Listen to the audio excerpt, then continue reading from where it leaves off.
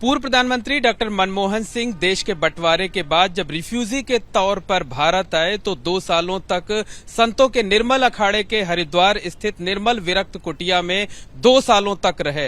बाद में वो रिफ्यूजी कॉलोनी में शिफ्ट हो गए थे। निर्मल अखाड़े से उनका गहरा लगाव था। यहाँ के सचिव महंत देवेंद्र शास्त्री जी से 2 बार उनकी मुलाकात भी हुई थी। प्रधानमंत्री आवास पर मुलाकात हुई थी। और हमारे साथ बात करने के लिए निर्मल अखाड़े के सचिव महंत देवेंद्र शास्त्री जी हैं। महंत जी, जब वो भारत में आए, वो और उनका पूरा परिवार, तो आपके अखाड़े से संबद्ध जो कुटिया है उसमें उन्होंने शरण ली थी?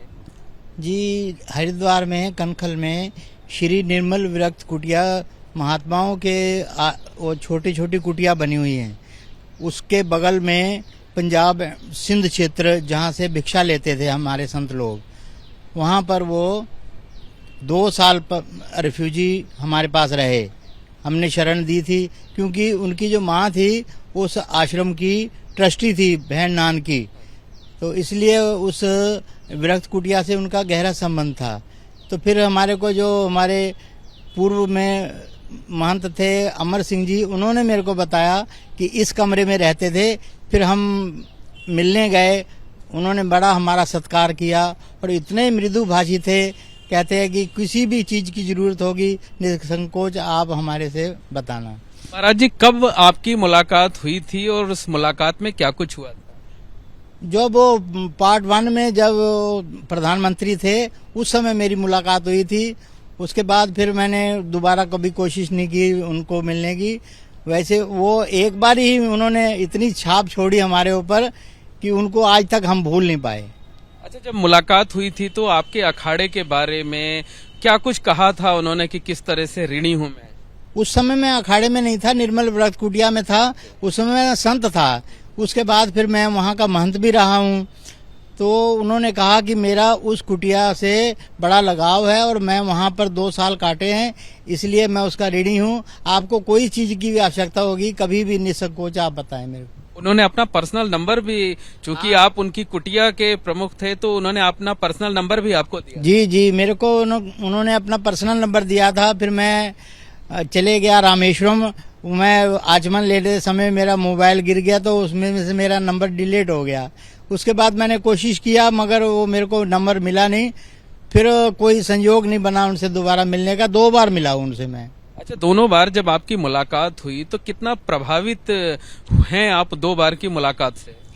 अरे वो एक तो बहुत कम बोलते थे, जो भी बोलते थे नफातुला बोलते थे, और संत जी महाराज जी ये 2 शब्द ही बोलते थे। और उन्होंने इतना हमारे को स्नेह दिया उनके मिलने से, और इतने वो त्याग वैराग की मूर्ति थे और प्रधानमंत्री रहे।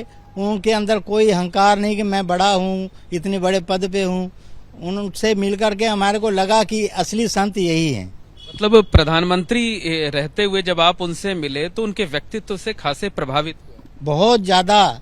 ऐसा व्यक्ति मिलना बहुत मुश्किल है। करोड़ों में एक आदमी कोई होता है जो देश के लिए और कौम के लिए और पूरे वर्ल्ड के लिए उन्होंने सोचा है। तो महाराज जी, ये कहा जा सकता है कि वैसे तो उनके निधन से जो है उनकी शख्सियत से प्रभावित होकर पूरा देश दुखी है, पूरा देश राजकीय शोक में है, तो संत महात्मा भी जो है मर्माहत हैं उनके निधन से? अरे मैं तो रात को जब मैंने सुना तो मैं भावुक हो गया। मैं आधा घंटा तो रोता ही रहा। मैं इतना उससे प्रभावित हुआ। बहुत अच्छे व्यक्ति थे। 2 बार की मुलाकात में आप इतने प्रभावित हुए कि आप भावुक हो गए। अभी भी आपकी आंख से महाराज जी आंसू गिर रहे हैं, आप भावुक हो गए हैं। ऐसा है, ऐसा व्यक्ति करोड़ों में एक होता है और कभी कभी आता है। वो दुनिया को अमर हो गए हैं। वो दुनिया में ऐसा व्यक्ति आना असंभव है। मतलब ये तो बहुत बड़ी बात है कि संत हमेशा दूसरों को जो है नसीहत देते हैं कि शांत रहिए, और एक ऐसी शख्सियत के बारे में बात करते हुए अगर संत भावुक हो जाएं, उनकी आंखें गीली हो जाएं, आंसू गिरने लगें, तो उस व्यक्ति की शख्सियत का अंदाजा लगाया जा सकता है। बिल्कुल, ऐसे आदमी को हम पूरी उम्र भूल नहीं सकते। ऐसा व्यक्ति, हम उनकी आत्मा के लिए हम प्रार्थना करते हैं भगवान से कि वाहेगुरु उनको अपने चरणों में निवास दे। और ऐसा व्यक्ति हमेशा नहीं आता है। और उन्होंने जो देश कौम के लिए किया है वो अस्मरणीय है।